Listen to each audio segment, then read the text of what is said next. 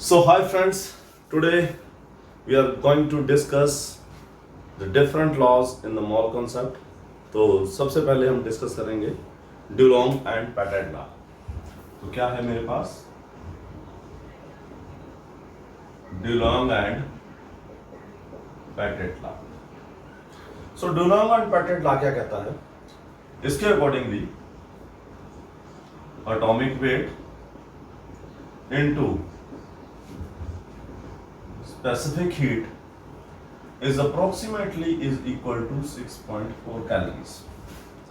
तो ये मेरे पास क्या है? डुलोंग एंड पैटेट लॉ है. अब इससे हम अप्रोक्सीमेट एटॉमिक वेट निकालते हैं. तो आपका एटॉमिक वेट क्या हो जाएगा? Atomic weight is approximately is equal to 6.4 divide by specific heat. So यहां से हमने अप्रोक्सीमेट एटॉमिक वेट निकाल लिया. पर हमें केवल क्वेश्चन आता है छोटा सा कि आप एटॉमिक वेट बताइए. ये तो अप्रोक्सीमेट आया. अगर हमें एग्जैक्ट एटॉमिक वेट निकालना हो तो हम क्या करते हैं? तो पहले स्टेप में हम यहाँ पे अप्रोक्सीमेट एटॉमिक वेट निकाल लेंगे. This is approx. क्या ये अप्रोक्स है? अब यहाँ पे मुझे एग्जैक्ट एटॉमिक वेट निकालना है. तो सेकंड स्टेप में आप क्या करते हो? यहां से वैलेंसी निकाल लेते हो. वैलेंसी निकाल ली. वैलेंसी किसके बराबर होती है? वैलेंसी हम करेंगे जो हमने पहले स्टेप में अप्रोक्सीमेट एटॉमिक वेट निकाला है. एटॉमिक वेट जो हमारा अप्रोक्स था उसको डिवाइड कर देंगे इक्विवेलेंट वेट से. तो हमारे पास वैलेंसी आ जाएगी जो क्या है मेरे पास. ये वैलेंसी अगर तो मेरी फ्रैक्शन में आती है तो मैं इसको राउंड ऑफ कर लूंगा. राउंड ऑफ करने के बाद मेरे पास जो वैलेंसी आ जाएगी, इस वैलेंसी को मैं स्मॉल एन से डिनोट करूंगा. अब एग्जैक्ट एटॉमिक वेट किसके बराबर होता है? एग्जैक्ट एटॉमिक वेट होता है मेरे पास इक्विवेलेंट वेट इनटू वैलेंसी. तो यहां से हम एग्जैक्ट एटॉमिक वेट निकाल लेंगे. तो कई बार क्वेश्चन आएगा जिसमें आपको क्या निकालना होगा? Exact atomic weight. तो यहां पे आप डुलोंग एंड पैटेट लॉ लगा दोगे. सेकंड क्वेश्चन हमारे पास पूछा जाता है कई बार हमारे पास कोई मेटल क्लोराइड दिया जाएगा. हमें मान लो हमें मेटल क्लोराइड दिया गया MClX. मुझे इसका फार्मूला बताना है. फार्मूला बताना मतलब मुझे X निकालना है. हमें क्वेश्चन में वेपर डेंसिटी दे रखी होगी. ये क्या होगी? क्वेश्चन में गिवन होगी. तो हमें पता है बेटे मोलर मास किसके बराबर होता है? Molar mass is equal to 2 into vapour density. तो ये मेरी इक्वेशन 1 बन गई 2 इंटू वेपर डेंसिटी से. उसके बाद अगर मुझे इसका मोलर मास निकालना हो, एक और तरीके से मैं इसका मोलर मास निकाल सकता हूं. मोलर मास किसके बराबर होगा मेरे पास? Atomic weight of metal. Atomic weight of metal into 1, क्योंकि ये एक ही मेटल है, एटॉमिसिटी 1 है, प्लस क्लोरीन का एटॉमिक वेट आपको पता है कितना होता है? 35.5 इंटू एक्स. कितने एटम है क्लोरीन के? X atom. अब हमें यह भी पता है कि जो एटॉमिक वेट होता है, एटॉमिक वेट किसके बराबर होता है? एटॉमिक वेट होता है मेरे पास इक्विवेलेंट वेट किसका? मेटल का इनटू इसकी वैलेंसी. तो यहां पे मेटल की वैलेंसी क्या है बेटे? X. अगर आपको कंपाउंड को ब्रेक करना आता है, कंपाउंड को हम ब्रेक कैसे करते हैं? जो इसके पैरों में है वो इसके सर पे ले जाओ, जो इसके पैरों में वो इसके सर पे ले जाओ. तो ये किस तरह से ब्रेक करेगा? ये ब्रेक करेगा 1mx positive plus xCl negative. This is valency. So metal की वैलेंसी क्या है? यहाँ पे X है. तो वैलेंसी क्या आ गई? X आ गई. प्लस मेरे पास क्या आ गया? 35.5x. तो यहां से मैं x कॉमन ले लूंगा. x कॉमन आ जाएगा तो क्या आ जाएगा? Equivalent weight plus 35.5. इधर क्या आ जाएगा बेटे? x आ जाएगा. तो ये मेरा मोलर मास आ गया. क्लियर है? तो मैं इसको इक्वेशन 2 लिख लूं. अगर आप इक्वेशन 1 और इक्वेशन 2 को कंपेयर करोगे तो आपको दिखेगा अगर इनकी लेफ्ट हैंड साइड इक्वल है तो राइट हैंड साइड भी इक्वल होनी चाहिए. तो मैं क्या लिख सकता हूं? 2 into vapour density is equal to equivalent weight किसका? मेटल का प्लस 35.5 इंटू एक्स। तो मेरे पास एक्स कितना आ जाएगा, एक्स आ जाएगा 2 into vapour density divide by equivalent weight plus 35.5। Clear है? तो यहां से आप एक्स निकाल लोगे, आपके पास फार्मूला आ जाएगा इस कंपाउंड का।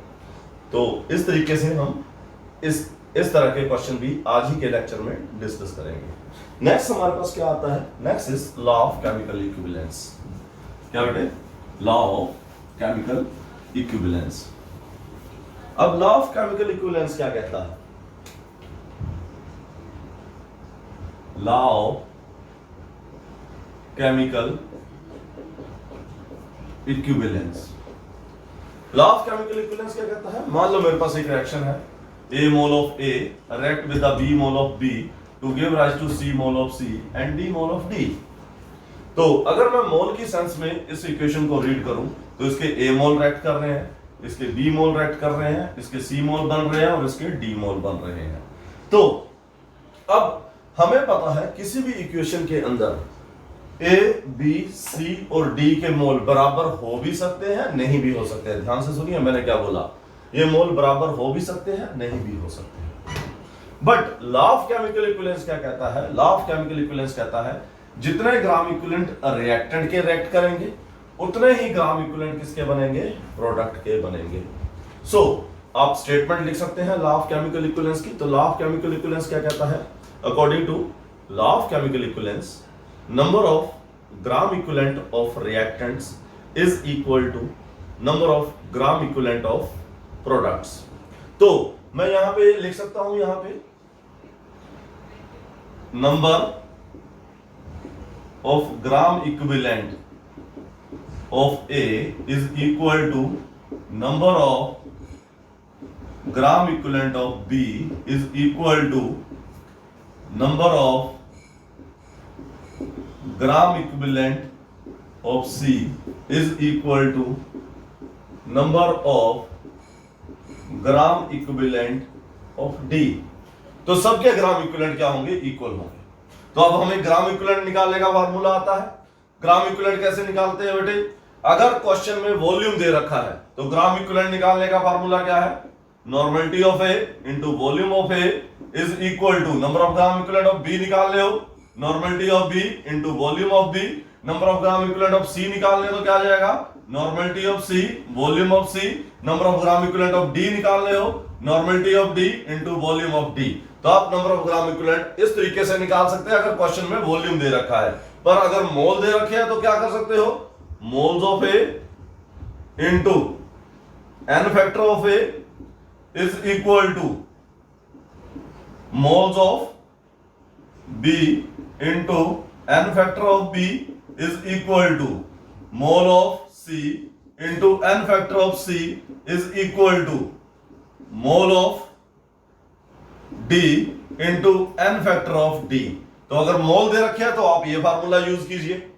अगर आपके पास वेट दे रखा है तो मोल की जगह क्या कर दोगे आप?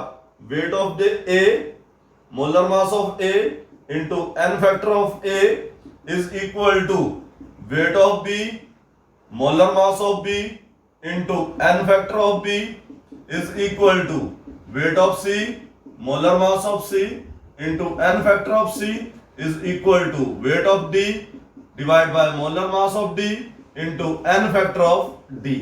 तो इस तरीके से मेरे पास ये आ जाएगा। अगर आपके पास इक्विवेलेंट वेट दे रखा है तो हमें इक्विवेलेंट वेट से भी आते हैं नंबर ऑफ ग्राम इक्विवेलेंट निकालने। कैसे निकालते हैं? Weight of A divide by equivalent weight of A is equal to weight of B divide by equivalent weight of B, weight of C divide by equivalent weight of C, weight of D divide by equivalent weight of D.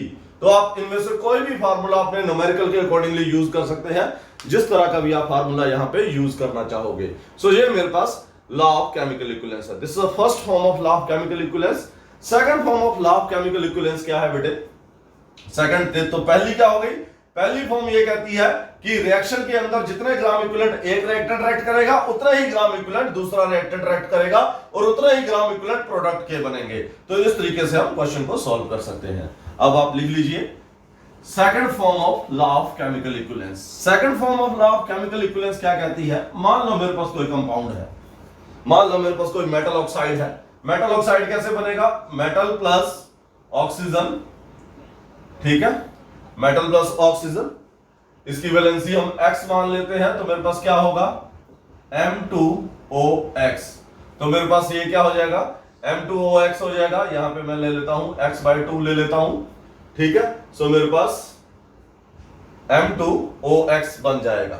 अब law of chemical equivalence क्या कहता है? जितने ग्राम equivalent metal के react करेंगे उतने ही gram equivalent किसके रिएक्ट करेंगे?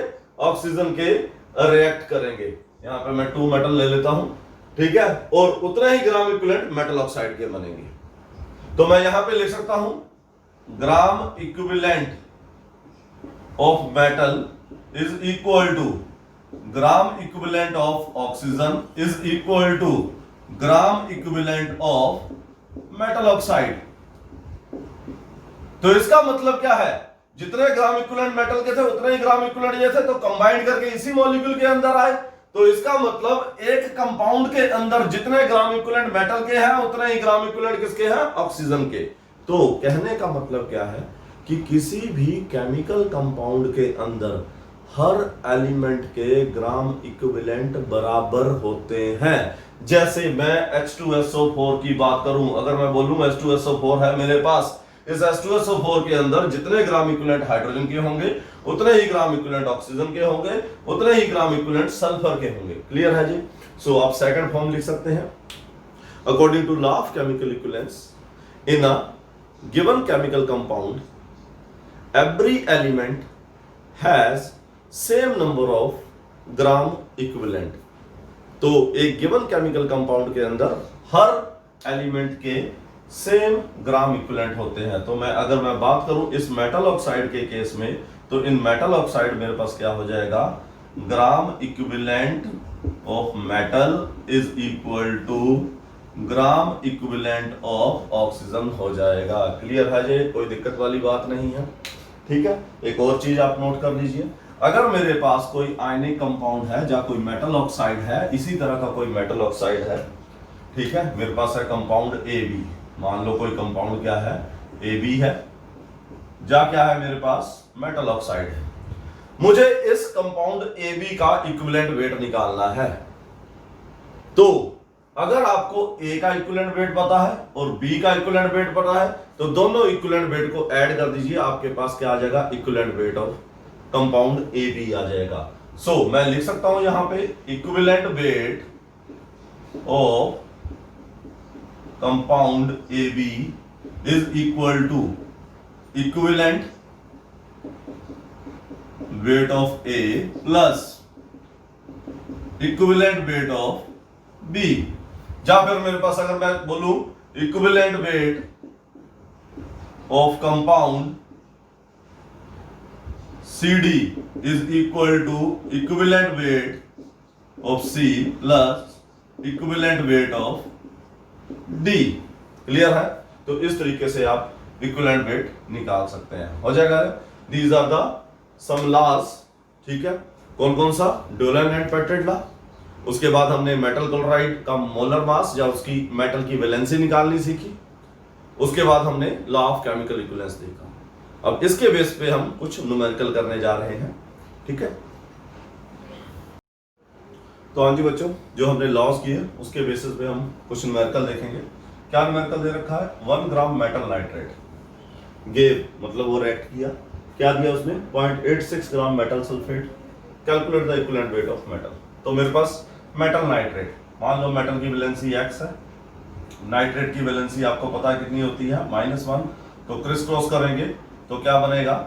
मेटल नाइट्रेट, ये क्या दे रहा है? मेटल सल्फेट दे रहा है। मेटल की वैलेंसी X मानी है, SO4 की वैलेंसी 2 नेगेटिव है, क्रिस क्रॉस करेंगे तो क्या बनेगा?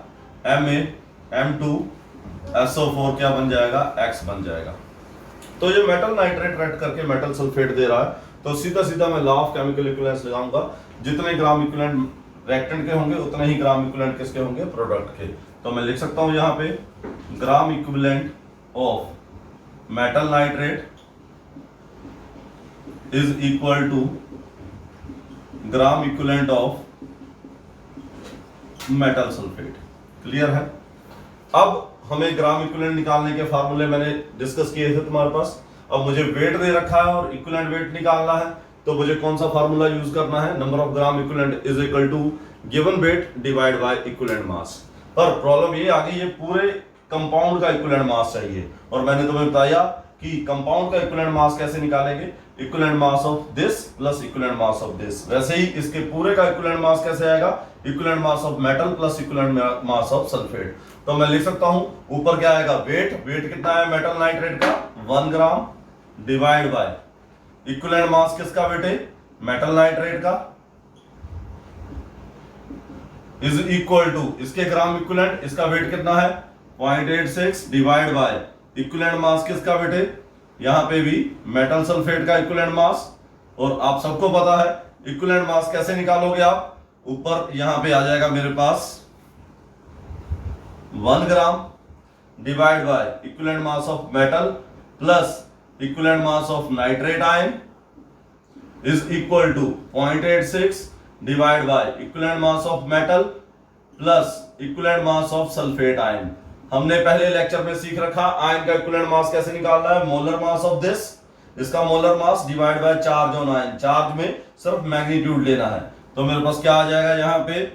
1 gram divide by equivalent mass of metal मुझे निकालना है।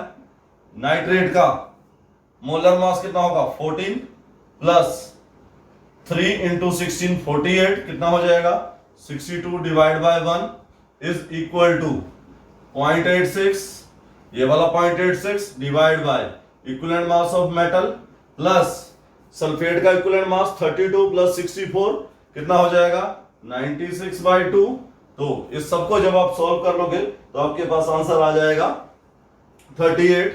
तो इक्विवेलेंट मास ऑफ मेटल कितना आ जाएगा तुम्हारे पास? 38 आ जाएगा। क्लियर है जी? ठीक है।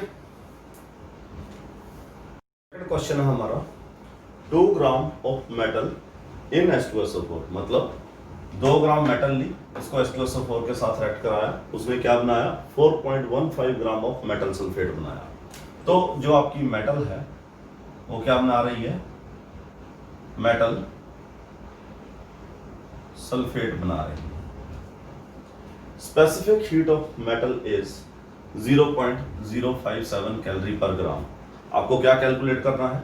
कैलकुलेट वैलेंसी, वैलेंसी कैलकुलेट करनी है, and atomic weight of metal, और atomic weight of metal calculate करना है। क्लियर है? सो जैसा कि मैंने आपको बताया था, जब भी आपको वैलेंसी या एटॉमिक वेट कैलकुलेट करना है तो पहले आप डुलोंग एंड पेटिट लॉ लगाइए। तो डुलोंग एंड पेटिट लॉ क्या कहता है हमारे पास? Atomic weight into specific heat is approximately is equal to 6.4। तो जब तो मेरे पास अप्रोक्सीमेट एटॉमिक वेट क्या आ जाएगा? 6.4 divide by specific heat. Specific heat कितनी दे रखी है? 0.057। तो इसको जब हम सॉल्व करेंगे तो ये अप्रोक्सीमेटली हमारे पास आ जाएगा 112.28। तो ये अप्रोक्सीमेट एटॉमिक वेट आ गया। पर हमें तो क्या निकालना है? एग्जैक्ट एटॉमिक वेट निकालना है। एग्जैक्ट एटॉमिक वेट निकालने के लिए मैंने क्या कहा था? सेकंड स्टेप आपको क्या करनी है? उसकी वैलेंसी निकालनी है। वैलेंसी कैसे निकाल सकते हैं? वैलेंसी का फार्मूला क्या है मेरे पास? एटॉमिक वेट जो आपका अप्रोक्स आया है डिवाइड बाय इक्विवेलेंट वेट। किसका बेटे? मेटल का। तो अब मुझे इक्विवेलेंट वेट निकालना है। एटॉमिक वेट तो आ गया मेरा, पर इक्विवेलेंट वेट मुझे नहीं पता। तो मैं इक्विवेलेंट वेट कैसे निकालूंगा बेटे? आपको पता है, मैं लॉ ऑफ केमिकल इक्विवेलेंस लगा दूंगा। Number of gram equivalent of metal is equal to number of gram equivalent of metal sulphate. Gram equivalent of metal is equal to gram equivalent of metal sulphate. दोनों के gram equivalent क्या होंगे? बराबर होंगे। और gram equivalent कैसे निकालेंगे? Wait, metal का वेट कितना है? 2 ग्राम divide by equivalent weight of metal निकालना है मुझे, मैंने उसको लिख लिया EM लिख लिया, is equal to weight of metal sulphate. कितना वेट ऑफ मेटल सल्फेट है?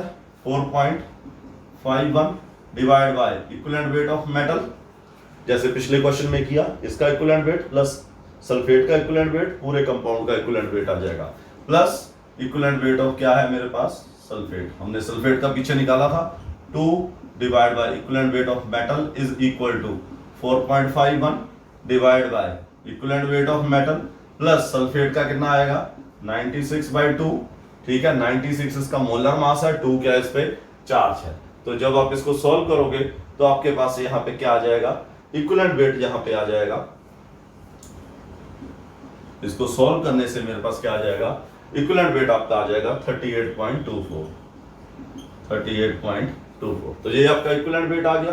तो यहां से हम क्या करेंगे, कितना है atomic wait 112.28 approximate atomic weight, ये वाला इक्विवेलेंट वेट हमने यहां से निकाल लिया 38.24। तो मेरे पास इसको जब हम डिवाइड करेंगे तो ये आ जाएगा अप्रोक्सीमेटली 2.93 आ जाएगा। फिर मैंने क्या बोला था, अगर आपकी वैलेंसी फ्रैक्शन में आ रही है तो उसको आप राउंड ऑफ कर लीजिए। 2.9 को मैं क्या लिख सकता हूं, मैं लिख सकता हूं 3 लिख सकता हूं। तो मैंने राउंड ऑफ करके वैलेंसी कितनी आ गई, 3 आ गई। अब एटॉमिक वेट का फार्मूला क्या होता है, atomic weight is equal to equivalent weight of metal into valency n। तो इक्विवेलेंट वेट कितना आया था आपका बेटे, इक्विवेलेंट वेट आया था 38.24, वैलेंसी कितनी है 3 है। तो जब आप इसको मल्टीप्लाई करोगे तो ये हमारे पास आ जाएगा 114.72। कितना आ जाएगा 114.72। तो मेरे पास क्या आ गया, उसका एटॉमिक वेट भी आ गया, मुझसे एटॉमिक वेट पूछा गया था और वैलेंसी भी आ गई। ठीक है, तो हमने डुलॉन्ग एंड पेटेट लॉ भी इसमें अप्लाई कर दिया और लॉ ऑफ केमिकल इक्विवेलेंस भी क्या कर दिया, अप्लाई कर दिया।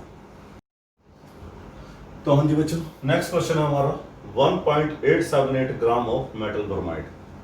तो ये मेरे पास मेटल ब्रोमाइड है, इसको रेक्ट करवाया गया when heated in a stream of HCl, मतलब HCl के साथ इसको रेक्ट करवाया गया। Was converted to metal chloride, क्या बन गया MClX बन गया प्लस XHBr बाहर आ गया, विच वेटेड 1 ग्राम। तो इसका वेट कितना है, इसका वेट है 1.878, इसका वेट कितना है 1 ग्राम। स्पेसिफिक हीट ऑफ मेटल, इस मेटल की स्पेसिफिक हीट 0.14 दे रखी है, मतलब मुझे डुलॉन्ग एंड पेटेट लॉ लगाना है। Calculate the molecular mass of metal bromide. तो मेटल ब्रोमाइड का मुझे मोलर मास निकालना है।